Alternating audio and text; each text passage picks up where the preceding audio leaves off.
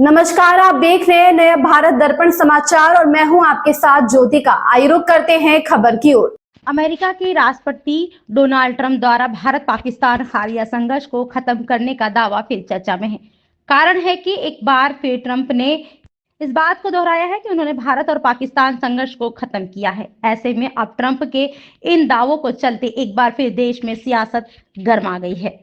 कांग्रेस ने पीएम मोदी पर निशाना साधते हुए कहा कि अमेरिका के लगातार यह दावा करने पर कि ट्रंप ने भारत पाकिस्तान के बीच शांति स्थापित की, कोई आश्चर्य नहीं है कि मोदी ट्रंप डिप्लोमेसी अब पूरी तरह ठंडी पड़ चुकी है।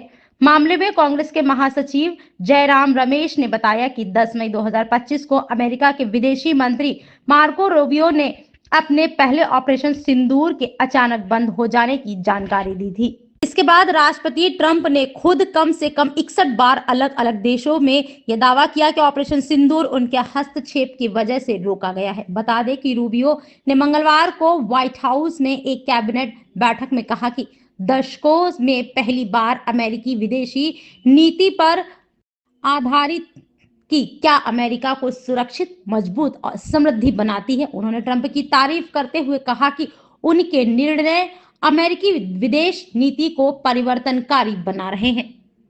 दूसरी ओर ट्रंप ने खुद भी कई बार दावा किया कि उन्होंने कई वैश्विक विवादों को हल किया है, जिसमें भारत और पाकिस्तान, थाईलैंड और कंबोडिया, आर्मेनिया और अजरबैजान, कोसोवा और सर्बिया, इजराइल और ईरान, मिस्र और इथोपियाई, रवांडा और कांगो और इजराइल हमास संघर्ष शामिल है।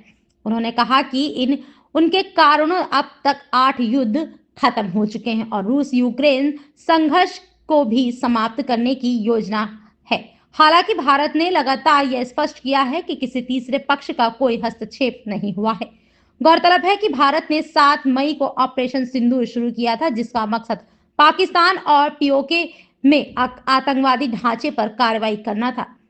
यह 22 अप्रैल को पहलगाम हमले के बाद हुआ, जिसमें 26 नागरिक मारे गए थे।